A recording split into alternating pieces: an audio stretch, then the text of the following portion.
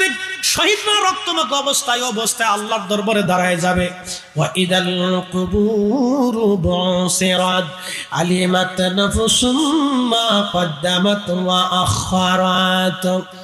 আল্লাহ কুরআনুল কারীমে বললেন সেই দিন কবর উদ্দোলিত হবে, কবর থেকে মানুষ উঠাবে। ওই যে বলেছিলাম, আল্লাহ বলেন ফা আহিয়াকুম, তোমাদেরকে জীবন দিলাম, সুম্মা ইউমিতুকুম, আবার তোমাদেরকে মৃত্যু দেব, সুম্মা ইউহয়িকুম, আবার তোমাদেরকে কবরে জিন্দা বানাবো। এরপরে আমার দিকে তাকান, এরপরে আল্লাহ কোরআনে বললেন সুম্মা ইলাইহি তুরজাউন, এরপরে তোমরা অতঃপর আমি আল্লাহর কাছে ফিরে আসবে, প্রত্যাবর্তিত হবে, আমি আল্লাহর সামনে তোমরা দাঁড়াবে। সেই বেহেশরের মাঠে, কঠিন হাসরের মাঠের বিচারক, বিচার দিবসের মালিক আমার আল্লাহ, মালিকি ইয়াউমিদ্দিন, বিচারের দিনের মালিক আল্লাহ। সেই দিন শহীদরা ওই অবস্থায় কবর থেকে উদ্দোলিত হবে, তাদের শরীরে সেই দিন গোশত রক্তমাখা অবস্থায় থাকবে, জায়গা ক্ষত থাকবে, কারো যদি হাত কাটা হয় তাদের হাত কাটা অবস্থায় থাকবে, রক্ত ঝরতে থাকবে। সেই হাসরের ময়দানে কাউকে যদি গুলি করে শহীদ করা হয় তাহলে তার গুলির চিহ্ন থেকে রক্ত বের হতে থাকবে। কাউকে যদি বম্পিং করে হত্যা করা হয় তাহলে ওই অবস্থায় কিয়ামতের ময়দানে আল্লাহর সামনে দাঁড়াবে। আল্লাহ ডাক দেবে, আমার বান্দারা তোদের গায়ে রক্ত কেন, তোদের গায়ে রক্ত কেন রে, তোদের শরীরে এই অবস্থা কেন, তোমাদেরকে কি গোসল দেওয়া হয় নাই? আল্লাহ তো সবই জানে। তারপরে আল্লাহ ডাক দেবে, আমার বান্দারা তোদের গায়ে রক্ত কেন, তোমাদের গায়ে ক্ষত কেন, হাত কাটা মাথা কাটা কেন, কান কাটা চোখ উঠানো কেন, তোমাদের এই অবস্থা কেন? বান্দারা তোমাদের শরীর রক্ত মাখা কেন, তোমাদেরকে গোসল দেওয়া হয় নাই? শহীদরা ডাক দেবে, ইয়া রাব্বি, তোমার খোদা তোমার জমিনে তোমার হুকুমত কায়েমের জন্য, ইসলামের জন্য, তোমার কালেমার জন্য, ঈমানের জন্য সেই দিন আমাদেরকে হত্যা করা হয়েছিল, আমাদেরকে সেই দিন শহীদ করা হয়েছিল। আল্লাহ সেই দিন শহীদরা বলবে, রব্বুল আলামিন আমাদেরকে দুনিয়াতে গোসল দেওয়ানোর সময় হয় নাই, বিনা গোসল আমাদেরকে দাফন করে দিয়েছে রব্বি। আল্লাহ ডাক দেবে, হে শহীদরা, আজকে তোমরা রক্তমাখা অবস্থায় আমার সামনে দাঁড়াইছো, যাও আমার কালেমার জন্য, ঈমানের জন্য তোমরা শহীদ হয়েছিল। আমার শহীদরা, আমি আল্লাহ আজকে তোমাদেরকে কোনো কিছু জিজ্ঞাসা করব না, তোমাদেরকে পানির কথা জিজ্ঞাসা করব না, নামাজের কথা জিজ্ঞাসা করব না, রোজার কথা জিজ্ঞাসা করব না, হজের কথা জিজ্ঞাসা করব না, বাবা মার খেদমতের কথা জিজ্ঞাসা করব না, লেনদেনের কথা জিজ্ঞাসা করব না, তোমার জীবনের হালাল হারামের কথা জিজ্ঞাসা করব না, তোমার জীবনের ইনকাম রুটি রুজির কথা জিজ্ঞাসা করব না, তোমার সন্তান সন্ততির জিজ্ঞাসা করব না, তোমার স্ত্রী পরিজনের জিজ্ঞাসা করব না, তোমার দেশের জন্য তোমার এলাকার কথা জিজ্ঞাসা করব না। আমি রব্বুল আলামিন আজকে তোমরা শহীদদেরকে বিনা হিসাবে আমি আল্লাহ জান্নাত দিয়ে দিলাম। না না, একসাথে জোরে বলেন আল্লাহু আকবার। কুরআনুল কারীম আল্লাহ বললেন, ওয়ালা তাহসাবান্নাল্লাযীনা কুতিলু ফি সাবিলিল্লাহি আমওয়াত, আল্লাহর পথে যেন মৃত্যুবরণ করে তোমরা, বাল আহইয়া, তোমরা তাদেরকে মরা মনে করিও না, বাল আহইয়া, তারা জিন্দা জিন্দা জিন্দা জিন্দা। চিৎকার মেরে জোরে বলেন আল্লাহু আকবার। এ মুসলমান, আল্লামা ইমাম সুয়ুতী রাহিমাহুল্লাহ খাসাইসুল কুবরার ভিতরে তিনি লিখতেছেন, হযরত জাফর রাদিয়াল্লাহু আনহু মুতার যুদ্ধে তিনি শহীদ হয়েছিলেন। জাফর ছিলেন হযরত আলী রাদিয়াল্লাহু আনহুর আপন ভাই, নবীজির আপন চাচাতো ভাই ছিলেন হযরত জাফর মুতার যুদ্ধে শহীদ হতে হলেন। তো জাফরের প্রথমে সেনাপতি ছিলেন যায়েদ বিন হারেসা। যায়েদ শহীদ হওয়ার পরে ডাক দিলেন, জাফর তুমি কোথায়? আমার পরেই কালেমার পতাকা তোমার হাতে নবী ধরতে বলেছেন। জাফর, আমি শহীদ হতে যাচ্ছি, তুমি কালেমার পতাকা তাড়াতাড়ি ধরো। হযরত জাফর দৌড়ে যায় হযরত যায়েদ থেকে কালেমার পতাকা নিলেন। তিনি 2 লক্ষ কাফের রোমান সৈন্যদের মধ্যে ভিড়ে ঢুকে গেলেন একা। 2 লক্ষ কাফেরের সাথে যুদ্ধ করতেছিলেন একা। একসাথে বলবেন আল্লাহু আকবার। না না না, আরো জোরে বলেন আল্লাহু আকবার। চিৎকার মেরে জোরে বলেন ইয়া রাসূলুল্লাহ। আমরা কুত্তা দেখে ডরাই, আমরা যোগ দেখে ডরাই, আমরা সাপ দেখে ডরাই, আর তারা 2 লক্ষ কাফেরের সামনে মাথা নত না করে সেই দিন হযরত জাফর জিহাদ করতেছিলেন। যুদ্ধের এমন প্রচন্ড পর্যায়ে কাফেররা তার সাথে না পারে, তারা ডান হাতে কালেমার পতাকা ছিল, বাম হাত দিয়ে তলোয়ার চালাইতেছিলেন তিনি। একইভাবে 2 হাত দিয়ে তারা তলোয়ার চালাইতে পারতেন, 1 হাত দিয়ে তলোয়ার চালাচ্ছিলেন, আর 1 হাত দিয়ে কালেমার পতাকা ধরেছিলেন। কাফেররা ডান হাত বরাবর তলোয়ারে আঘাত করলো, ডান হাত বরাবর তলোয়ারে আঘাত করার পরে ডান হাতটা কেটে চলে গেল। হযরত জাফর রাদিয়াল্লাহু আনহু হাতের মায়া করে নাই, তেনার একটাই উদ্দেশ্য, আজকে আমি শহীদ হয়ে যাব কিন্তু আমার রাসূলের দেওয়া কালেমার পতাকা জমিনে পড়তে দেব না। একসাথে বলেন আল্লাহু আকবার। আজকে নবীর দেওয়া কালেমার পতাকা জমিনে পড়তে দেব না, আমি শহীদ হয়ে যাব, জমিনে কালেমার পতাকা পড়তে দেব না। হযরত জাফর রাদিয়াল্লাহু তাআলা আনহু তিনি বাম হাত দিয়ে কালেমার পতাকা ধরে এক হাত দিয়ে লড়াই করতেছিলেন। কাফেররা বাম হাত বরাবর তলোয়ারে আঘাত করলো, বাম হাত কেটে জমিনে পড়ে গেল। কিন্তু জাফর রাদিয়াল্লাহু আনহু কামড় দিয়ে কালেমার পতাকা চেপে ধরলেন। ওনার উদ্দেশ্য কালেমার পতাকা জমিনে পড়তে দেব না। কাফেররা তার পিঠ এবং বুকের উপরে বর্ষার আঘাত করতে লাগলো। হযরত জাফর দুনিয়ার মধ্যে জমিনের উপরে পড়ে গেলেন, ঠিক আছে, কিন্তু কালেমার পতাকা কামড় দিয়ে চেপ দিয়ে ধরে বুকের উপরে কালেমার পতাকা ধরে রেখে দিয়েছিলেন, মাটিতে পড়তে দেয় নাই। তারা মুজাহিদ, তারা মুজাহিদ, তারা শহীদ, তারা সাহাবী, সাহাবী। চিৎকার মেরে বলেন আল্লাহু আকবার। তারা সাহাবী, সাহাবী, তারা সাহাবী। জমিনে কালেমার পতাকা পড়তে দেন নাই জাফর। আল্লাহর কাছে দৃশ্যটা এতই ভালো লাগলো, আমার নবীজি ডাক দিয়ে বলেন সাহাবীরা, রে আমার জাফরের এই প্রেম দেখে আমার রব, আমার আল্লাহ জাফরের দুইটা হাতের বদৌলতে আমার আল্লাহ তার দুইটা পাখা বানায় দিয়েছে। আমার জাফর तमाम সৃষ্টি আটটা জান্নাতের যেখানে খুশি সেখানে আমার জাফর উড়ে উড়ে ঘুরে ঘুরে বেড়ায়। হয় না, হয় না, জোরে বলেন। আমার জাফর উড়ে উড়ে ঘুরে ঘুরে বেড়ায়। আল্লাহর নবী মদিনার রাস্তা দিয়ে হেঁটে যাচ্ছে, এমন সময় নবীজি বলেন ওয়া আলাইকুম আসসালাম ওয়া রাহমাতুল্লাহি ওয়া বারাকাতুহু। সাহাবীরা বলেন ইয়া রাসূলুল্লাহ, আমরা দেখলাম না আপনি দেখলেন, আমরা শুনলাম না আপনি শুনলেন, কে সালাম দিল আর আপনি সালামের জবাব দিলেন? আমরা তো শুনলাম না কেউ আপনাকে সালাম দিল, কিন্তু আপনি তো সালামের জবাব দিয়ে দিলেন। আল্লাহর নবী বলেন সাহাবীরা, রে আমি যা দেখি তোমরা তা দেখো না, আমি যা শুনি তোমরা তা শোনো না। আমার জাফর আমার সামনে দিয়া তার দুইটা পাখা দিয়ে উড়ে উড়ে যাওয়ার সময় আমার জাফর আমার সালাম দিয়ে গেছে। আমার জাফর শহীদ হয়ে গেছে, আল্লাহর দরবারে চলে গেছে। আমার জাফর আমার সামনে দিয়ে উড়ে উড়ে যাওয়ার সময় আমার সালাম দিয়ে চলে গেছে, আমি আমার জাফরের সালামের জবাব দিয়েছি। একসাথে বলেন আল্লাহু আকবার। এই ভয়ানবাসী, মৃত্যু মানে শেষ না, মৃত্যু মানে শেষ না, মৃত্যু মানে আর এক জগতের শুরু, মৃত্যু মানে শেষ না, মৃত্যু মানে আর এক জগতের শুরু, আর একটা জগৎ। হযরত জাফর রাদিয়াল্লাহু আনহু দুইটা হাত আল্লাহ পাখা বানিয়ে দিলেন, আল্লাহর বেহেশত উড়ে উড়ে চলতে লাগলেন। ফিলিস্তিনের মানুষ শহীদ হয়ে যাচ্ছে, তারা শাহাদাতের পরপরই আমার আল্লাহ তাদেরকে জান্নাতে উড়াই নিয়ে ঘোরায় বেড়ায়। ফিলিস্তিনের ছোট ছোট বাচ্চারা শহীদ হয়ে যাচ্ছে, এরা জান্নাতের ছোট ছোট পাখি, আহা তারা জান্নাতে উড়ে উড়ে বেড়াচ্ছে। একসাথে বলবেন আল্লাহু আকবার। আল্লাহ ফিলিস্তিনি শহীদদের সাথে আমাদেরকে কবুল করে নিক, জোরে বলেন আমিন। ফিলিস্তিনি মুজাহিদদের সাথে আল্লাহ আমাদেরকে কবুল করুক, জোরে বলেন আমিন। আল্লাহ হাসরের ময়দানে তাদের সঙ্গে আমাদেরকে বানায় দিক, জোরে বলেন আমিন। আল্লাহ রাসূলের সাথে সাক্ষাৎ হবে, আশিক রাসূলের মৃত্যু মানে তার জীবনের অনেক বড় আনন্দ। আল্লাহর হাবিবের সাথে তার দিদার হবে। উসমান গনি জিন্নুরাইন রাদিয়াল্লাহু আনহু তিনি বিদ্রোহীরা পড়া মসজিদ এবং তার হুজরা ঘিরে ফেলে দিল। ঘিরে ফেলে দেওয়ার পরে উসমান গনি জিন্নুরাইন রাদিয়াল্লাহু আনহু তিনি কোরআন শরীফ হাতে নিয়ে অধিক সময় কোরআন পড়তেন। কোরআন শরীফ হাতে নিয়ে উসমান গনি রাদিয়াল্লাহু আনহু তিনি মসজিদের সাথে হেলান দিয়ে কোরআন শরীফ পড়তে পড়তে ঘুমিয়ে পড়লেন। স্বপ্নের ভিতরে দেখলেন রাহমাতুল লিল আলামিন নবীজি তশরীফ গ্রহণ করেছে। হয় না, জোরে বলেন ইয়া রাসূলুল্লাহ, নবীজি আসে না নাই, জোরে বলেন আসে না নাই। যদি বিশ্বাস করেন আসে, তাহলে সৌদির পুলিশ রওজা শরীফের পাশে দাঁড়ায় কেমনে কয় ইয়া হাজি আল্লাহ রো আল্লাহ বিদে আল্লাহ জিন মুহাম্মদ উসকে কদমাত, মুহাম্মদ উসকে কদমাত, মুহাম্মদ মরে গেছে, ইয়া হাজি আল্লাহ জিন দা দা চলে যা, এখানে কিচ্ছু নেই। কোরআনের মগজ বলো, ঈমানের রূহ বলো, ধর্মের প্রাণ বলো, কোরআনের মগজ বলো, ঈমানের রূহ বলো, ধর্মের প্রাণ বলো, ধর্মের জীবন বলো। এই তিনটা বস্তুর মূল বস্তু হলো হাসতে হবে রাহমাতুল লিল আলামিন। আমার নবীর ভালোবাসা, রাসূলের ভালোবাসা নাই, কোরআন তার ভিতরে নাই। নবীর ভালোবাসা নাই, ঈমান তার ভিতরে নাই। নবীর ভালোবাসা নাই, ইসলাম তার মধ্যে নাই। হাত উঁচু করে বলেন ঠিক কিনা? মনোযোগের সাথে কথাগুলি শুনে যাবেন। আজ আল্লাহর নবীজি স্বপ্নে আসলেন। উসমান গনি জিন্নুরাইন রাদিয়াল্লাহু আনহু স্বপ্ন দেখে রহমতের নবীজি তশরীফ গ্রহণ করেছেন। উসমান জিন্নুরাইন নবীজিকে সালাম দিলেন। আল্লাহর নবী সালামের জবাব দিয়ে বলেন উসমান কেমন আছো? উসমান ডেকে বলেন, ইয়া রাসূলুল্লাহ, ইয়া হাবিবাল্লাহ, দুনিয়ার জঞ্জালের ভিতরে তেমন ভালো নাই। উসমান, তুমি কি চলে আসবে না দুনিয়াতে আরো কিছুদিন থাকতে চাও? আল্লাহু আকবার। না না, জোরে বলেন।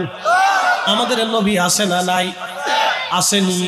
রাসূল থাকবে সেটা বলে দিয়ে গেছে হাদিসে সহিহ বুখারীতে কিতাবুর রুইয়াতে। নবী বলেছেন, মান রাআনি ফিল মানামি ফাকাদ রাআল হক। উম্মত, কিয়ামত পর্যন্ত আমাকে স্বপ্ন দেখবা। স্বপ্ন যদি দেখো, বাস্তবেই আমি নবী দেখবা। আমি নবী স্বপ্নে তোমাদের কাছে আসব। আমি নবী নিজে আসব, ছবি আসব না।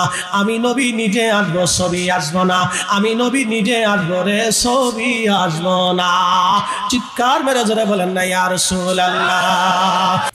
আল্লাহ রাসূল হযরত উসমান রাদিয়াল্লাহু আনহুকে স্বপ্নে এসে বলতেছে, উসমান, দুনিয়া থেকে তুমি থাকবে না, চলে আসবে। উসমান গনি জিন্নুরাইন বলেন, ইয়া রাসূলুল্লাহ, দুনিয়ার জঞ্জাল আর ভালো লাগে না, আমি আর দুনিয়াতে থাকবো না, নবীজি আমি চলে আসবো। আল্লাহর নবী ডাক দিলেন, উসমান, তুমি তো রোজা আছো। উনি প্রত্যেকদিন রোজা থাকতেন। মারহাবা খান। উসমান, তুমি তো রোজা আছো, আজকে চলে আসো, আজকে চলে আসো। তুমি আর আমি দুইজনে আল্লাহর বেহেশতের ভিতরে একসাথে ইফতার করব। না না, যদি জোরে আল্লাহু আকবার না করেন তাহলে বুঝবো আপনি কিপটিয়া। একসাথে জোরে বলেন আল্লাহু আকবার। হাত উঁচা করে বলেন, নবী আসে না না? জোরে বলেন, আসেনি। নবীর জায়গায় নবী আছে, আমাদের চোখের জায়গায় চোখ আছে। রসুলের জায়গায় রসুল আছে, আমাদের চোখের জায়গায় চোখ আছে। আমাদের কালবের জায়গায় কালব আছে, কিন্তু পাওয়ার নাই। হযরত উসমান গনিকে নবীজি বলেন, উসমান, তাহলে চলে আসো, আমি আর তুমি দুইজন একসাথে জান্নাতুল ফেরদাউসে আজকে ইফতার করব। মারহাবা খান। ঘুম ভেঙে গেল উসমান গনি জিন্নুরাইন। ঘুম ভেঙে দেওয়ার পরে ঘুম থেকে উঠে উসমান গনি জিন্নুরাইন স্ত্রীকে বললেন, বিবি রে, দেরি করো না, আমার গোসলের পানি দাও, আমি গোসল করব। বলে, স্বামী গো, কাফার করে এত তাড়াহুড়া কেন? বলতেছে, শোনো, আজকে আমার শেষ দিন। বিবি রে, আজকে শেষ দিন আমার। স্বপ্ন দেখেছি আমার নবীজি আমার কাছে এসেছে, জান্নাতের সুসংবাদ দিয়েছে, বলেছে জান্নাতে আমার রাসূলের সাথে আমি আজ ইফতার করব। বিবি রে, সময় আমার আজ ঘনিয়ে গেছে, বিদায় নিচ্ছি। শাহাদাত বুঝি আজকে আমার হবে রে বিবি, আজকে আমার শাহাদাত হবে। গোসল করায় দাও, শাহাদাতের আগে আমি আগে গোসল করতে চাই। হযরত উসমান গনি জিন্নুরাইন গোসল করার জন্য প্রস্তুতি নিলেন। আহা বিবিরে, আজ আমার গোসল করার দরকার, শাহাদাতের আগেই গোসল করব। কারণ শাহাদাতের পরে যারা শহীদ হয় তাদেরকে বিনা গোসলেই দাফন করা হয়, শহীদদেরকে গোসল করানো হয় না। কিন্তু রব্বুল আলামিন আমাদের জন্য একটা সুসংবাদ দিয়ে দিলেন। আল্লাহ বলেন, আল্লাযীনা আমানু ওয়া কানু ইয়াত্তাকুনা লাহুমুল বুশরা ফিল হায়াতিদ দুনিয়া ওয়া ফিল আখিরাহ। একবার জোরে বলা যাবে কি মারহাবা? আল্লাযীনা আমানু, যারা ঈমান আনছে, ঈমানদার, ঈমানওয়ালা, ঈমানওয়ালা, ঈমানওয়ালা। ঈমান কার মতো হবে এবার আপনাদেরকে বুঝাই দিয়ে যাই। ঈমান কেমন ঈমানওয়ালা হতে হবে, ঈমান কেমন হতে হবে বুঝাই দিয়ে যাই। খুব মনোযোগের সাথে কথা শুনবেন। ঈমান আনতে হবে হযরতে খাজা বাবা আজমিরি রাহমাতুল্লাহি আলাইহির মতো। কারণ খাজা বাবা আজমিরি যেই ঈমানে আনা সাগরের পানি একটা লোটার ভিতরে এনেছিলেন, ওই ঈমান আমাদেরও নিতে হবে। আসলে কেন জোরে বলেন? ঈমান আনতে হবে শাহজালাল ইয়ামানি মুজাররিদি রাহমাতুল্লাহি আলাইহির মতো। কারণ যেই মানে শাহজালাল ইয়ামানি মুজাররিদি রাহমাতুল্লাহি আলাইহি নদীর উপরে জায়নামাজ বিছাইয়া নদী পার হয়েছিলেন, সেই দিন পানির সাহস হয় নাই শাহজালাল ইয়ামানি মুজাররিদির জায়নামাজ পানির ভিতরে ডুবাই দিতে, পানির সাহস হয় না। এই কথা কন না কেন, জোরে বলেন। পানির সাহস হয় নাই। জায়নামাজ শাহজালাল ইয়ামানির জায়নামাজ পানির মধ্যে ডুবাই দিবে, সেই দিন যদি শাহজালাল ইয়ামানির জায়নামাজ পানিতে ডুবে যাইতো, আজকের ফরিদি সাহেবের মাথায় পাগড়ি হতো না, আজকের মাহফিল হতো না, ইরফানিয়া দরবারের পীর সাহেব হতো না, আজকে হতো। যেই বেটা হুজুর বলল খাজা বাবা ভুয়া, খাজা বাবা আজমিরি যদি সেই দিন আনা সাগরের পানি একটা লোটার ভিতরে আনতে না পারত, আজমির থেকে সেই দিন যদি মাটির ধোলা যদি পানি পথে নিক্ষেপ করতে না পারত, তাহলে যেই বেটা খাজা বাবাকে আজকে ভুয়া বলতেছে যেই মৌলবী, ওই মৌলবীর মুসলমানি হতো না। কাজটা কোন কেন জোরে বলেন, হাত উঁচা করে বলেন ঠিক কিনা? প্রিয় উপস্থিতি, এর অর্থ হচ্ছে আল্লাহর ওলিরা যে ঈমানে ঘুমিয়ে গেছে, সেই ঈমানটা আমাদের দরকার, সেই আকীদা, সেই বিশ্বাস আমাদের দরকার। কথা ঠিক কিনা? আচ্ছা, আপনি এখন মুসলমান, আপনি কি মুসলমান? সনাতনীরা বিশ্বাস করে আবার আসিব ফিরে, এই আমার দিকে তাকাবে, আবার আসিব ফিরে ধানসির চিত্তিরে নবান্নে বাংলায়, হয়তো শালিকের বেশে। বুঝেন নাই? বুঝাইতেছি। কবি জীবনানন্দ দাশ, কবি জীবনানন্দ দাশ তিনি লিখেছেন, আবার আসিব ফিরে ধানসির চিত্তিরে নবান্নে এ বাংলায়, হয়তো শালিকের বেশে। কবি জীবনানন্দ দাশ তার নিজের ধর্মের বিশ্বাসটাকে কবিতার ছন্দে ফুটিয়ে তুলেছেন। যেমন মুসলমান কবি গোলাম মোস্তফা তিনি লিখেছেন, গোলাম মোস্তফা তিনি কবি গোলাম মোস্তফা তিনি লিখেছেন, এবং কাজী নজরুল ইসলাম তিনি মুসলমান কবি লিখেছেন। এরকম বহু মুসলমান কবি কবিতা লিখেছেন। মহাকবি হাফিজ কবিতা লিখেছেন, শেখ সাদি রহমাতুল্লাহ আলাইহি কবিতা লিখেছেন, আল্লামা ডক্টর ইকবাল রহিমাহুল্লাহ কবিতা লিখেছেন। হিন্দু ধর্মের বড় বড় কবিরা কবিতা লিখেছেন, যেমন জীবনানন্দ দাশ কবিতা লিখেছেন, রবীন্দ্রনাথ ঠাকুর কবিতা লিখেছেন, বড় বড় কবিরা কবিতা লিখেছেন। প্রত্যেক ধর্মের কবিরা তাদের ধর্মের নামে কবিতা লিখে গেছেন। কাজী নজরুল ইসলামও কবিতা লিখে গেছেন। কত চমৎকার! সুন্দর ফুল সুন্দর ফল, মিঠা নদীর পানি, খোদা তোমার মেহেরবানি, খোদা তোমার মেহেরবানি। কবি জীবনানন্দ দাশ তিনি তিনার ধর্মের সম্পর্কে কবিতা লিখলেন, আবার আসিব ফিরে ধানসির চিত্তিরে নবান্নে এ বাংলায়, হয়তো শালিকের বেশে। কবি জীবনানন্দ দাশ হিন্দু ধর্মের অনুসারী ছিলেন বিদায় বললেন, আমি আবার পৃথিবীতে ফিরে আসবো। তারা পুনর্জন্মে বিশ্বাসী, তাদের বিশ্বাস আকীদা হলো পুনর্জন্মে বিশ্বাসী। তারা বলতেছেন আবার আসবো ফিরে পৃথিবীতে, আমি হয়তো শালিকের বেশে ফিরে আসবো, অথবা কবুতরের বেশে, অথবা কাউয়ের বেশে, অথবা কুত্তার বেশে। হুজুরের বয়স ৮০ বছর, ৮৫ বছর আগে পৃথিবীতে ওনার কোনো অস্তিত্ব ছিল না। অস্তিত্ব জেনে দিলেন তিনি আল্লাহ, আমার রব, আমার আল্লাহ। আল্লাহ এজন্য আল্লাহ বললেন, কাইফান তাকফুরুনা বিল্লাহ, কি করে তোমরা আমি আল্লাহকে অস্বীকার করো, আমার আইনকে অমান্য করো, আমার হুকুমকে তোমরা অমান্য করো। আমি হালাল খাইতে বলছি, কেন তুমি হারাম খাও? আমি সুদ নিষেধ করেছি, কেন তুমি সুদ খাও? আমি ঘুষ নিষেধ করেছি, কেন তুমি ঘুষ খাও? আমি অন্যের জমি দখল করতে নিষেধ করেছি, তারপরেও কেন অন্যের সম্পদ খাওয়ার চিন্তা করো? এ বান্দা, তোমাকে যেটা নিষেধ করলাম তুমি সেটা কেন ছাড়ো না? আল্লাহ ডাক দিলেন, তুমি নির্জীব ছিলে, নিষ্মান ছিলে, ফাআহিয়াকুম, এরপরে আমি তোমার জীবন দিয়ে দিলাম, সুম্মা ইউমীতুকুম, এরপরে তোমার মৃত্যু আমি আল্লাহ আবার দিয়ে দেব, সুম্মা ইউহয়িকুম, আবার তোমার আমি জিন্দা বানাবো। চিৎকার মেরে জোরে বলেন মারহাবা।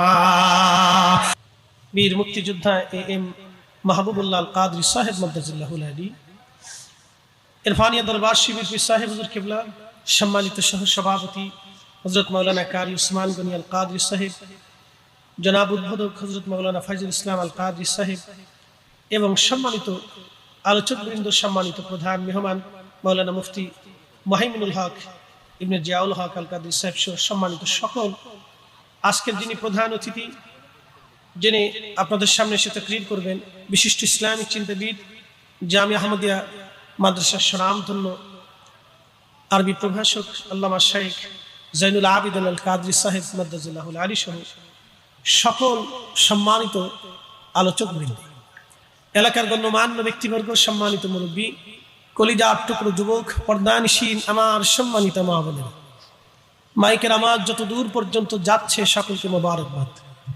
শুকরিয়া সে আল্লাহর দরবারে যিনি অনেক মানুষের ভিড়ে আপনাকে এবং আমাকে আজকের মাহফিলে আসার সুযোগ করে দিলেন। এই জন্য আল্লাহর আসমানে একসাথে শুকরিয়া আদায় করে বলি আলহামদুলিল্লাহ। না হয় না, আওয়াজটা আর একটু বুলন্দ সহকারে একসাথে বলি আলহামদুলিল্লাহ।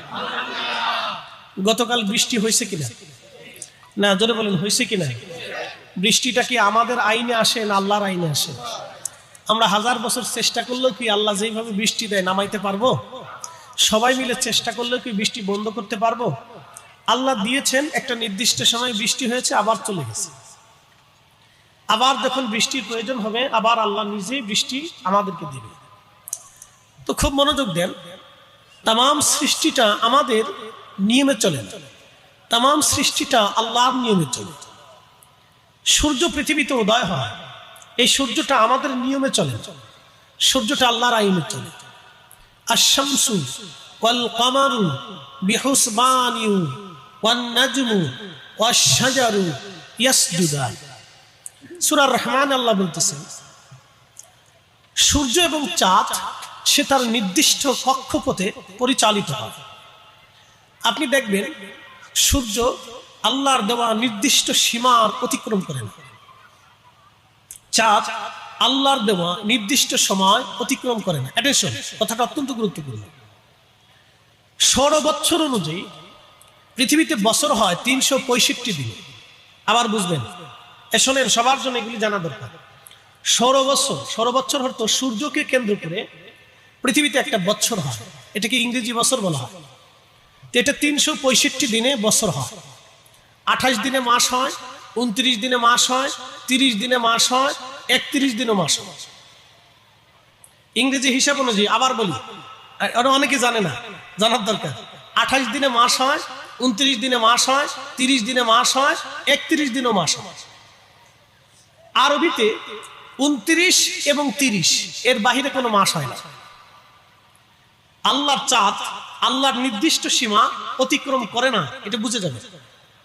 28 দিন চাঁদের বয়স 28 দিনে হয় না, চাঁদের বয়স 29 দিনে হয়, 30 দিনে হয়। চাঁদের বয়স 31 দিন যায় না, চাঁদ 29 দিন 30 দিনে থাকে। মারহাবা বলবেন না? না, একসাথে বলেন আল্লাহু আকবার। তাহলে চাঁদ কার আইনে চলে? যদি আল্লাহর আইনে না চলে নিজের আইনে চলতো তাহলে চাঁদ 31 দিনে চলে যেত, চাঁদ 28 দিনে উঠে যেত, চাঁদ 26 দিনে উঠে যেত, চাঁদ 32 দিনে উঠতো না। কিন্তু চাঁদ যেহেতু আল্লাহর আইনে চলে, অতএব চাঁদ 29-30 এর সীমানার বাহিরে আগে পরে যায় না। একসাথে বলবেন আল্লাহু আকবার। তাহলে সৃষ্টি কি আমাদের আইনে না আল্লাহর আইনে? আপনাদের যারা বয়স আছে, মনোযোগ দেন, বয়স যাদের আছে, দুনিয়াতে যারা আসছে, যারা বৃদ্ধ হয়ে গেছে, অনেকের চুল পেকে গেছে, দাড়ি পেকে গেছে, চামড়া দুর্বল হয়ে গেছে, চেহারার মলিনতা আসছে, শরীরের শক্তি কমে গেছে, চোখের পাওয়ার কমে গেছে, কানের শ্রবণ শক্তি কমে গেছে, স্মৃতি শক্তি কমে গেছে, গলার আওয়াজ কমে গেছে, পেটের শক্তি কমে গেছে, হাতের শক্তি কমে গেছে, পায়ের শক্তি কমে গেছে, কালবের শক্তি কমে গেছে, হাড়ের শক্তি কমে গেছে, রক্তের শক্তি কমে গেছে। আচ্ছা বলেন তো, আমাদের বডি কি আমাদের নিয়ন্ত্রণে না আল্লাহর নিয়ন্ত্রণে? হ্যাঁ, বুঝে গেছে। তাহলে যদি আল্লাহর নিয়ন্ত্রণে হয় তাহলে অবশ্যই আমরা মারা যাব, এটা তো সত্য না? পৃথিবীতে বেঁচে থাকবো, আমরা চলে যাব কার কাছে? আমি ইমানের কথায় আসতেছি, ভালো করে বুঝবেন। আমরা চলে যাব কার কাছে? এতে কি কোনো সন্দেহ আছে? না ভৈরবের মানুষ, আপনাদের এলাকার মানুষ কিয়ামত পর্যন্ত বাঁচবে? যদি কোনো সিস্টেম থাকতো যে আজরাইলকে বোঝাই সোজাই টাকা পয়সা দিয়ে মিষ্টি মুষ্টি খাওয়া দাওয়াত টত করিয়া বন্ধুত্ব পাতাইয়া যদি আজরাইল থেকে বাঁচার কোনো রাস্তা হইতো, তাহলে আগে আমাদের প্রধান উপদেষ্টা ডক্টর ইউনূস সুযোগ তালাশ করতো, ট্রাম্পে তালাশ করতো, পুতিনে তালাশ করতো, শি জিনপিংয়ে তালাশ করতো, বড় বড় বিজ্ঞানীরা খুঁজতো, সৌদির বাচ্চা খুঁজে নিত। কিন্তু আজরাইলকে বোঝাই সোজায় অর্থ করে দিয়া টাকা পয়সা দিয়ে দুনিয়াতে বাইসে থাকার কোনো সিস্টেম নাই। আর যদি আজরাইলকে সিস্টেম করে বোঝানোর সুযোগ থাকতো তাহলে বাঙালিরা ফার্স্ট থাকতো। বাঙালিরা এমন এক জাতি, এটা খালি সুযোগ তালাশ করে যে সুযোগ আছে কিনা। কি কথা, কোন সুযোগ আছে কি?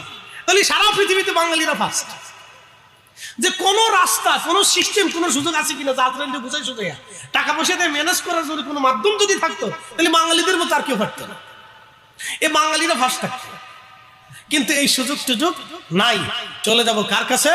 আল্লাহর কাছে। কোরআনে রেখে আল্লাহ বাস করলেন, قل إن الموت الذي تفرون منه فإنه ملاقيكم ثم تردون إلى عالم الغيب والشهادة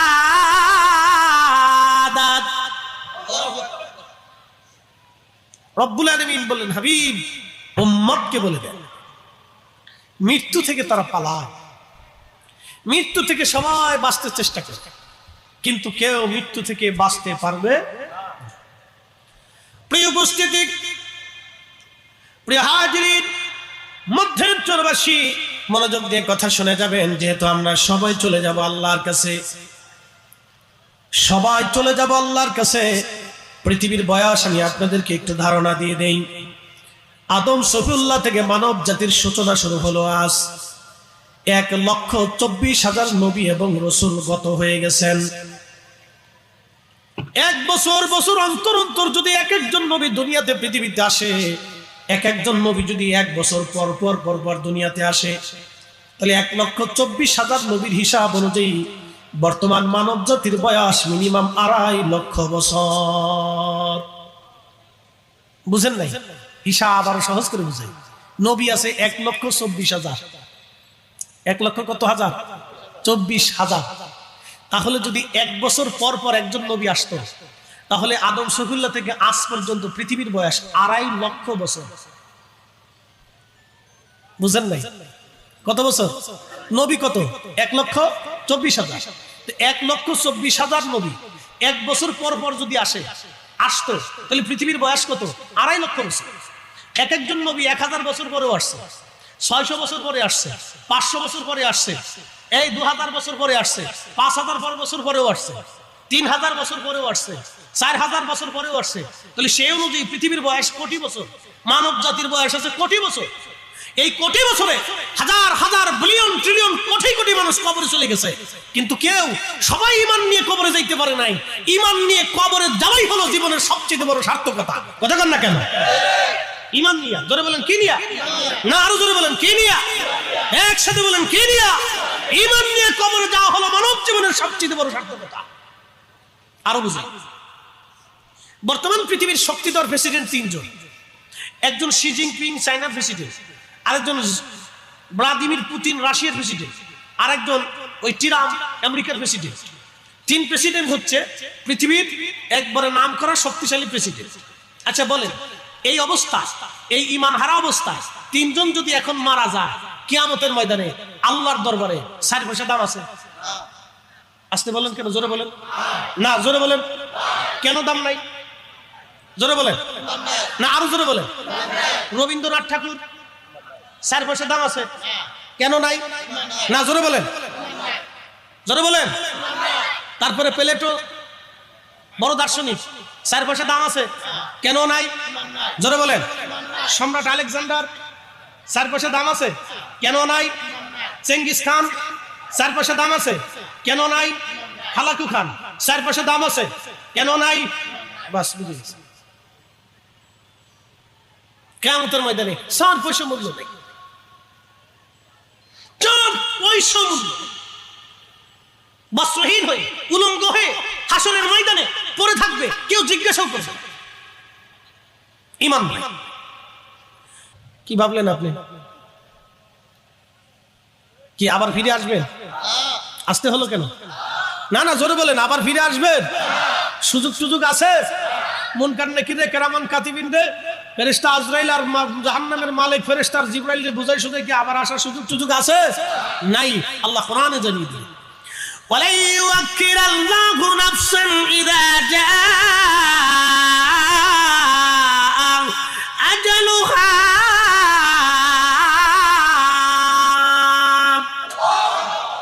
এখন আপনি যদি বলেন আমি আবার আসিব ফিরে ধানসিঁড়ির তীরে নবান্নে বাংলায়, তাহলে আপনি হিন্দুদের আকীদা বিশ্বাস নিয়ে নিলেন। আপনি হিন্দুদের আকীদা যদি নেন, তাহলে আপনি হিন্দুর সাথে মিলে গেলেন। এই আসতে কোন কেন? জোরে বলেন। আপনি হিন্দুর সাথে মিলে গেলেন। হিন্দুদের বিশ্বাস হলো সে আবার পৃথিবীতে আসবে, ভগবান তাকে দুনিয়াতে আবার পাঠাবে, কাউয়া বানাইয়া, কবুতর বানাইয়া, পাখি বানাইয়া, শালিক বানাইয়া, কুত্তা বানাইয়া, শিয়াল বানাইয়া, বন্য কোনো পশু পাখি বানাইয়া তারে ভগবান আবার পৃথিবীতে পাঠাবে। এটা সনাতনীদের বিশ্বাস আকীদা। আর মুসলমানের আকীদা বিশ্বাস হলো আর কখনো ফিরে আসা সম্ভব না। আল্লাহ কুরআনুল কারীমের ভিতরে আল্লাহ বললেন কাইফা তাকফুরুনা বিল্লাহি ওয়া কুনতুম আমওয়াতা, কি করে তোমরা আমি আল্লাহকে অস্বীকার করো, অথচ তুমি নির্জীব ছিলে, নিষ্প্রাণ ছিলে, দেহহীন ছিলে, অস্তিত্বহীন ছিলে। আমার বয়স 40-42 বছর আগে পৃথিবীতে আমার কোনো অস্তিত্ব ছিল না, নাম নিশানা ছিল না, বংশ পরিচয় ছিল না, আমি কার সন্তান, কি নাম কি ধাম আমার কিছুই ছিল না। আজকে এই পরিচয় আল্লাহ দিয়েছেন, মা আল্লাহ দিয়েছেন, বাবা আল্লাহ দিয়েছেন, জীবন আল্লাহ দিয়েছেন, ফরিদ হিসাবের পরিচয় আল্লাহ নিজে করিয়ে দিয়েছেন। কথা করলে কেন? হুজুরের ফানিয়ার পেশে হুজুরের বয়স, আব্বা বয়স কত? 80। বাপরে বাপ, ওখানে বসে দিছে দুনিয়া। আল্লাহ আরো হায়াত দিক 80 বছর। কেন আমিন? কি আপনারা যেমন আমিন করতেছেন মনে হয় একটু কিপটে কিপটে ভাব যে হুজুর মরে যাক, আপনারা চান নাকি? কখন জোরে বলেন আমিন। হুজুর আল্লাহ আরো 80 বছর দিয়েছে, 160 বছর। আল্লাহ আরো 3 বছর রাখে। বয়স করে যত বয়স বাড়ে আল্লাহর দরবারে তত গ্রহণীয় হয়। মারহাবা কর। অতএব আরো বয়স হোক, আমরা দোয়া করি। কেন দোয়া করবো না কেন? খাবার কি আমি খাওয়াবো? তো বরাদ্দ কে করে? একসময় বাংলাদেশে মানুষ ছিল 8 কোটি, তারপরে এদেশের মানুষ 3 বেলা পেট ভরে খাইতে পারে না। কি আমি কি ভুল বলতেছি? এখানে মুরব্বী বাবাজিরা আছে। 8 কোটি মানুষ ছিল স্বাধীনতার পরবর্তী 10 বছর, 80-র দশকে, 90-র দশকে এদেশের 100% মানুষের ভিতরে, পরিবারের ভিতরে 80% পরিবার 3 বেলা ভাত খাইতে পারে নাই, এক বেলা মুড়ি সানাচুর খেয়ে থাকছে। কি কথা কন না কেন? মুড়ি সিনে খেয়ে থাকছে, কোনো সময় না খেয়ে থাকছে, 2 বেলা খাইছে। এক বেলা পেট ভরে খাইতে পারছে, বাকি 2 বেলা পেট ভরে খাইতে পারে নাই। নির্দিষ্ট করে মা তাকে খাবার দিত, প্লেটে বাসনে নির্দিষ্ট করে দিত, তুমি এতটুকুন পাবে, তুমি এতটুকুন পাবে। কি মুরব্বী বাবা কথা খারাপ হয়েছে? আমি মা প্লেটে বাসন বেড়ে দিছে, আমাদের আমার কোথায় বলতেছে, মা বেড়ে দিছে, আমাদের ভাই আমাদেরকে বেড়ে দিছে, এতটুকুন তোমার বরাদ্দ, অতটুকুন খেয়ে মাদ্রাসায় যেতে হয়েছে। শোনেন, এখন তো অগণিত মানুষ হয়েছে 18 কোটি, কিন্তু খাদ্যের অভাব নাই। দিছে কেডা? আসতে বলেন, আপনারা দিছেন না কে দিছে? ডক্টর ইউনূসী বানাইছে? না, দিছে কে? আল্লাহ দিছে। এই জন্য আল্লাহ শুকরিয়া আদায় করতে হবে। আলহামদুলিল্লাহ জোরে বলেন। তো খুব মনোযোগ দিবেন।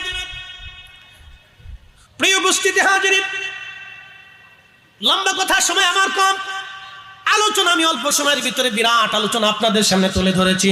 আল্লাহ আমাদেরকে আহলে সুন্নাত ওয়াল জামাতের পথে কবুল করুন। সকলে বলেন আমিন। আল্লাহুম্মা সাল্লি আলা সাইয়্যিদিনা। হ্যাঁ মাশাআল্লাহ মাশাআল্লাহ।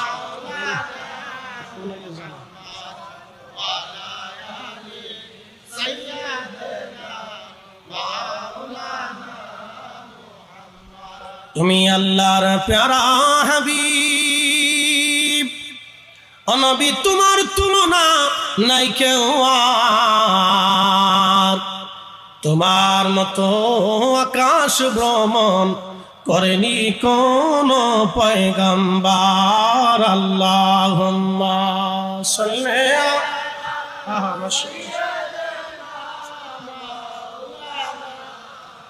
মুহাম্মদ ওয়া আলা আলি সাইয়্যিদিনা। প্রিয় ভাই আমার, আমাদেরকে বুঝতে হবে ঈমান একই বড় দামি জিনিস। কবরে আমাদের ঈমান ছাড়া প্রথমত অন্য কিছু গ্রহণযোগ্যতা রাখবে না। আমি আপনাদেরকে আরেকটু বুঝাই। এটা একটা পানির গ্লাস, যদি নিচে ফোঁটা থাকে পানি থাকবে? সারা রাতও যদি ঢালেন, সারা জীবন যদি ঢালেন, তার অর্থ হচ্ছে এই ভাণ্ডটা যদি ঠিক থাকে তাহলে পানি ঠিক থাকে। ঠিক আছে? গ্লাসের যদি পরিপূর্ণতা থাকে, এটা যদি ভাঙা না থাকে, ফোঁটা না থাকে, তাহলে পানি ঠিক থাকে। আর যদি গ্লাস ঠিক না থাকে তাহলে পানি ঠিক থাকবে না। তো ঠিক ঈমান হচ্ছে, আমল হচ্ছে, ঈমান হচ্ছে আমল রাখার ডোলা। আবার বলি, আমল হচ্ছে পানি, ঈমান হচ্ছে গ্লাস। বুঝাইতে পারি না মনে হয়? আবার বলি, আমল কি? পানি, আর ঈমান হচ্ছে গ্লাস। যদি ঈমান না থাকে পানি থাকবে না, আমল থাকবে না। জোরে বলেন, ঈমান যদি না থাকে আমল, জোরে বলেন, ঈমান যদি না থাকে আমল থাকবে না। ঈমান ঠিক, আমল ঠিক। জোরে বলেন, ঈমান ঠিক, আমল ঠিক। জোরে বলেন, ঈমান ঠিক, আমল ঠিক। ঈমান ঠিক, আমল ঠিক। গ্লাস ঠিক, পানি ঠিক। গ্লাস নাই, পানি নাই। বুঝাইতে পারছি না আপনাদেরকে? ঈমান ঠিক, আমল ঠিক। ঈমান নাই, আমল নাই। এই জন্য ঈমান হচ্ছে দামি জিনিস। এই জন্য আল্লাহ কোরআনে যত জায়গায় আলোচনা করছেন ইয়া আইয়ুহাল্লাযীনা আমানু, আল্লাহ আগে ঈমানের কথা বলছেন। ইয়া আইয়ুহাল্লাযীনা আমানু আতিউল্লাহ ওয়া আতিউর রাসূল, ইয়া আইয়ুহাল্লাযীনা আমানু তাকুল্লাহ, ইয়া আইয়ুহাল্লাযীনা আমানু আমিনু বিল্লাহ, ইয়া আইয়ুহাল্লাযীনা আমানু তাকুল্লাহ ওয়া কুনু মাআস সাদিকিন। এরকম যত জায়গা বলছেন ইয়া আইয়ুহাল্লাযীনা আমানু, হে ঈমানদার, হে ঈমানদার, হে ঈমানদার নামাজ পড়ো, ঈমানদার নামাজ পড়ো, ঈমানদার রোজা রাখো, ঈমানদার আমাকে মানো, ঈমানদার রাসূল মানো, ঈমানদার হক হালাল মতো চলো, ঈমানদার আমি আল্লাহকে ভয় করো, ঈমানদার আমি আল্লাহকে ভয় করো, ঈমানদার ঈমান আনো। ঈমানের কথা আল্লাহ আগে বলছেন, আগে ঈমানদারকে ডাক দিয়েছেন, হে ঈমানদার, ঈমানদার ঈমানদারের কথা বলছেন আল্লাহ, আগে ঈমানের কথা বলছেন। ঈমান ঈমান ঈমান, বিশ্বাস বিশ্বাস বিশ্বাস ঠিক সব ঠিক, বিশ্বাস ঠিক নেই কিছু ঠিক, বিশ্বাস ঠিক সব ঠিক, বিশ্বাস ঠিক নেই কিছু ঠিক। যেন ঈমান দামি জিনিস। আপনাদেরকে মুখতাসার বুঝাইলাম, আল্লাহ আমাদেরকে ঈমান বুঝার তৌফিক দিক বলে না আমি, আমরা যেন ঈমান বুঝি। ঈমান দামি জিনিস। ঈমান ঠিক আমল ঠিক, ঈমান ঠিক নেই আমল ঠিক নেই। যত হাজার বছর আমল করেন কাজ হবে না। আমি আরেকটু বুঝি, চিন্তা করলেন ফরিদি হুজুরের ওয়াজ বলা চমৎকার ওয়াজ করছে, তো আজকে সারা রাত্রে নামাজ ছাড়তাম না। বাড়ি গেলেন, মসজিদে ঢুকলেন, সুন্দর জুব্বা গায়ে দিলেন, ফাগড়ি মাথায় দিলেন, জায়নামাজ দিলেন, আতর দিলেন, সেন্ট দিলেন, সুন্দর করে খাইলেন, চাটা খাইলেন, যাইয়া সুন্দর করে নামাজে দাঁড়াইলেন, সারা রাত নামাজ পড়লেন, কোরআন পড়লেন, জিকির করলেন, ফজর পড়লেন, ওযু নাই। জোরে বলেন, একসাথে বলেন ওযু নাই, নামাজ হইব? জোরে বলেন হইব নাই। আচ্ছা আরেকটু বুঝি,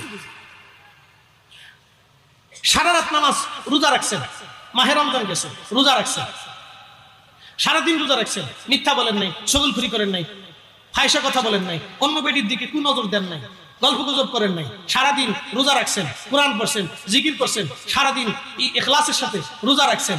ইফতার করার সময় বইসে শুয়োরের গোশত দিয়ে বিরিয়ানি রান্না করে ওই বিরিয়ানি দিয়ে আপনি ইফতার করছেন। জোরে না না জোরে বলেন, আরো জোরে হবে না। সারাদিন রোজা রাখছেন, মিথ্যা বলেন নাই, চগলখুরি করেন নাই, গীবত করেন নাই, ফাহিশা কথা বলেন নাই, মহিলাদের দিকে কোনো জোরে তাকান নাই, সব ঠিকঠাক আছে। ইফতার করার সময় শুয়োরের গোশত দিয়ে বিরিয়ানি রান্না করে ইফতার করছেন, হইব? কারণ কি? শুয়োরের গোশত হারাম। জোরে বলেন, শুয়োরের গোশত হারাম। যদি শুয়োরের গোশত হারাম হওয়ার কারণে এটা দিয়ে ইফতার করলে যদি রোজা না হয়, তাহলে সুদের টাকা আর ঘুষের টাকা অন্যের টাকা মেরে দেয়া, এই টাকা দিয়ে খেজুর কিনে খেজুর দিয়ে ইফতার করলে রোজা হবে? একসাথে বলেন না না জোরে বলেন। হ্যাঁ, আমল শিখে দিই। যদি আমলে থাকেন তাহলে কাজ হবে, যদি আমলে না থাকেন তাহলে জিরো, কিচ্ছু পাবেন। ঈমান আমল, ঈমান আমল, দুইটা জিনিস কবরে যাবে, এই দুইটাই নিতে হবে আপনাকে। ঈমান আমল, ঈমান আমল, দুইটা জিনিস কবরে নিতে হবে। ফরিদি সাহেব যত লম্বা চওড়া জীবন থাকুক, বসুন্ধরা কোম্পানির 1000 কোটি টাকা থাকে, বেক্সিমকো কোম্পানির 1000 কোটি টাকা থাকে, যমুনা কোম্পানির 1000 কোটি টাকা থাকে, স্কয়ার কোম্পানির 1000 কোটি টাকা থাকে, যত বড় বড় কোম্পানি হাজার হাজার কোটি টাকা থাকে। বড় বড় কোম্পানির মালিক মারা যাওয়ার পরে কাফনের চাইতে আর বেশি কিছু নিতে পারে? জোরে বলে, শুধু সাদা 3 টুকরা। পুরুষের জন্য কয় টুকরা? 3 টুকরা। নারীর জন্য কয় টুকরা? 5 টুকরা। এর বেশি বরাদ্দ শেষ। মাত্র 3 টুকরা সাদা মার্কিন কাপড়, এর বেশি পাবেন। হাজার হাজার কোটি টাকা থাকবে, কাজ হবে না। মাত্র 3 টুকরা। যদি বিশ্বাস করেন তাহলে জমি নিয়ে ফাড়াফাড়ি করবেন, কারাকারি করবেন, অন্যের টাকা মেরে ঘর ধান্দা করবেন। এই চিন্তা মাথার থেকে সরাই দেন। কথা ক্লিয়ার? আমার আবার বুঝিয়ে দিচ্ছি আপনাদের। আমি মারা যাওয়ার পরে আমার কবর 3.5 হাত না 12.5 হাত? হুজুর মারা যাওয়ার পরে চিন্তা করলেন, হুজুর আমরা হিসাব ছিল, আরে হুজুর খুব আদর করতো, হুজুরে খুব ভালোবাসতাম, তো হুজুর যেহেতু মারা গেছে, জমি জমা মোটামুটি খারাপ নাই, ভালোই আছে, আর আমরা হুজুরের ভক্ত মুরিদ আছি, তাহলে হুজুরের কবর আমরা 3.5 হাত বানাই দিই। কয় হাত? একসাথে বলে মরে যায়। কয় হাত? একবারে মিসকিন, 100 টাকা জমিও যার নাই, তার কয় হাত? বরাদ্দ এতটুকু। তাহলে আজকে থেকে মাথার থেকে অন্যের সম্পদ মাইরে খাওয়ার দান্দা মাথার থেকে ঝেড়ে ফেলে দেয়। এটা অন্তরের মাথার ভিতরে ঢুকাবেনই না, এই চিন্তা অন্তরের ভিতরে আনবেনই না। এই চিন্তা অন্তরের ভিতরে ঢুকাবেনি না যে অন্য সম্পদ মেরে খাবো, অন্যের টাকা মেরে খাবো, অন্যের রিজিক মেরে খাবো, এই চিন্তা অন্তরের ভিতরে আনবেনি না, বা শেষ। এটার খবর দিয়ে দেন, মাটির সাথে দাফন করে দেন। যেই চিন্তার মাথাটা আনবই না, অন্যের সম্পদ মেরে খাবোই না, চুরি ডাকাতি করবোই না, রাহাজানি করবোই না, অন্যের হক মেরে দেব না, চিন্তা অন্তর থেকে একবারে জেনে ফেলে শেষ করে দেন, মাটির সাথে দাফন করে দেন। কারণ কাফন ছাড়া, 3 টুকরা ছাড়া 4 টুকরা বরাদ্দ হবে না, 3.5 হাত ছাড়া 1 ইঞ্চি বেশি হবে না। তো যদি তাই হয় তাহলে একবারে জীবন থেকে ওই বাজে জিনিস ছেড়ে দেন, শেষ। ইমান আমল, ইমান আমল, 2টা জিনিস নিয়ে কবরে যেতে হবে, এর বাহিরে আর কোনো সুযোগ নেই। কি ফুকারি বন্ধ। আল্লাহ আমাদেরকে আমলে নিজের জীবনকে পরিণত করার তৌফিক দান করুন, সকলে বলেন আমিন। ভাই আমার, আপনাকে আমি বুঝাইছি, মানাটা আপনার, না মানাটা আপনার, কিন্তু কবর আপনার, কবর আমার। যার কবরে তাকেই জবাবদিহিতা করতে হবে। আপনার কবরে আপনার প্রতিবেশী যে দাঁড়ায়া জবাব দিতে পারবেন, আমার কবরে আপনি এসে দাঁড়ায়া জবাব দিতে পারবেন না। যার জবাবদিহিতা তার কাছে। কিয়ামতের ময়দানে সন্তানের জন্য আপনাকে জবাবদিহিতা করা হবে না যে তোমার সন্তান নামাজ কেন পড়ে নেই, তুমি জবাব দিয়ে যাও। না, আপনার সন্তান নামাজ পড়েন নাই, তার জবাব তাকে দিতে হবে। আপনি নামাজ পড়েন নাই, আপনার জবাব আপনাকে বহন করতে হবে। যার যার প্রশ্নে তাকে তাকে উত্তর দিতে হবে। অতএব নিজেকে তৈরি করে যান, সে আল্লাহর দরবারে আমরা ফিরে যাব, আল্লাহর কাছে চলে যাব। ওয়া ইন্না ইলাইহি রাজিউন, আমরা আবার ওনার কাছে ফিরে চলে যাব। ওনার কাছ থেকে আসছিলাম, ওনার কাছে ফিরে চলে যাব। যদি বিশ্বাস একই করেই থাকেন তাহলে জীবন থেকে সব ওই 2 নম্বরই ঝেড়ে ফেলে দেন। অন্যের হক মেরে খাওয়া একবারে মাটির সাথে দাফন করে দেন। একবারে নিজেকে ফ্রেশ করে তোলেন যে আল্লাহ আর এগুলি করবো না, ছেড়ে দিলাম, ইয়া রব আর এই কাজ করবো না। অন্তরে যদি কখনো এসেই যায় তো একবারে দাফন করে দিবেন যে না, এই কাজ করা যাবেই না, এই কাজ করা যাবেই না। তবে একটা কথা মনে রাখবেন, নামাজ পড়েন নাই, আল্লাহ ক্ষমা করে দেওয়ার ওয়াদা করছে। রোজা রাখেন নাই, কোনো কারণবশত আল্লাহ ক্ষমা করে দেওয়ার ওয়াদা করছে। আপনি হজ করেন নাই, কোনো কারণবশত আল্লাহ ক্ষমা করে দেওয়ার ওয়াদা করছে। কিন্তু অন্যের জমি, অন্যের অর্থ, অন্যের হক মেরে দিলে আল্লাহ বান্দা ক্ষমা না করা পর্যন্ত আল্লাহ মাফ করবে না, এটা আল্লাহ ওয়াদা করছে। আবার বুঝি, নামাজ পড়েন নাই, রোজা রাখেন নাই, হজ করেন নাই, জিকির করেন নাই, আপনি আল্লাহ ক্ষমা করে দেওয়ার ওয়াদা করছে। কিন্তু অন্যের সম্পদ, অন্যের হক মেরে দিয়েছেন। ও যার হক মেরেছেন সে ক্ষমা না করা পর্যন্ত আল্লাহ মাফ করবে না, আল্লাহ ওয়াদা করছে। শেষ। যদি ওয়াজ বুঝেন তাহলে এইগুলি বুঝে যান। ওয়াজ যদি শোনেন, বাড়ি পর্যন্ত নেন, তো এইগুলি বাড়ি পর্যন্ত নিয়ে যান, যেগুলি বাড়ি পর্যন্ত নিলে কাজে লাগবে। এই নারী সমাজ, আপনাদেরকে ভালো করে বুঝাই দিয়ে যাই। 4 ভাই একসাথে থাকে, ব্যবসা একসাথে করলো, সংসার একসাথে হচ্ছে, এক পাতিলের খাবার খাচ্ছে, একসাথে ঘুমাইতেছে, একসাথে চলাফেরা করতেছে। 4 ভাইয়ের 4 জন হোম মিনিস্টার আসার পরে এক ভাই আরেক ভাইয়ের চেহারা দেখে না। আসতে কন কে? জোরে কন, জোরে বলেন। দোষ কি আমার? দোষ কি আমার? দোষ তো হোম মিনিস্টারের। তো উচ্চ বাচ্চা খাওয়া যাইতেছে না, কলি তো রান্না বান্না করতো না। আমার কই দিছে সাবধান, মহিলাদের বিরুদ্ধে ওয়াজ করো। যদি কোনোদিন ইউটিউবে আমি শুনি তাহলে রান্না বান্না হইতো না। 12 নম্বর সিগন্যাল দিয়ে রাখছে, তা আমি এর ফাঁকে ফাঁকে করে দিয়ে যাই। কারণ বিপদ, হোম মিনিস্টার মারাত্মক, বাপরে বাপ।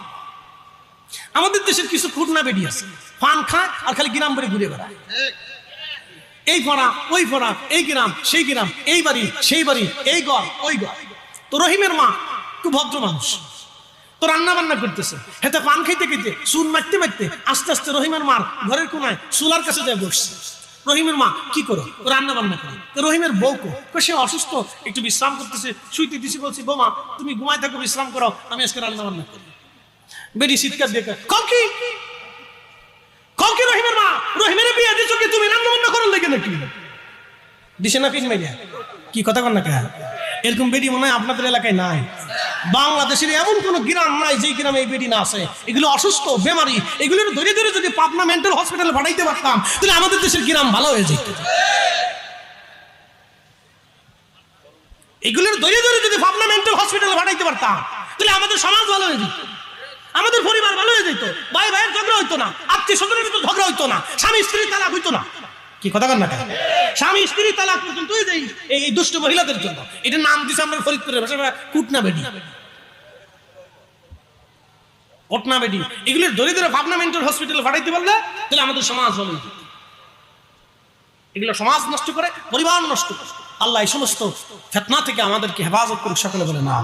তবে আপনাদেরকে বলবো এই সমস্ত মহিলার থেকে দূরে থাকবে। আউযু বিল্লাহি মিনাশ শাইতানির রাজিম। শয়তান কয় আমার খলিফা, আমার দরকার পড়ে না, এরাই কাজ সেরে। তবে একটা কথা মনে রাখবেন, শয়তানের রাজত্ব সিংহাসন আটলান্টিক মহাসাগরের মাঝখানে। এখানে বসে বসে শয়তান সারা দুনিয়ার সব কাজ আঞ্জাম দেয়। অতএব আল্লাহ এই সমস্ত ভয়াবহ ফিতনা থেকে আমরা বাঁচাই দিক, সকলে বলেন আমিন।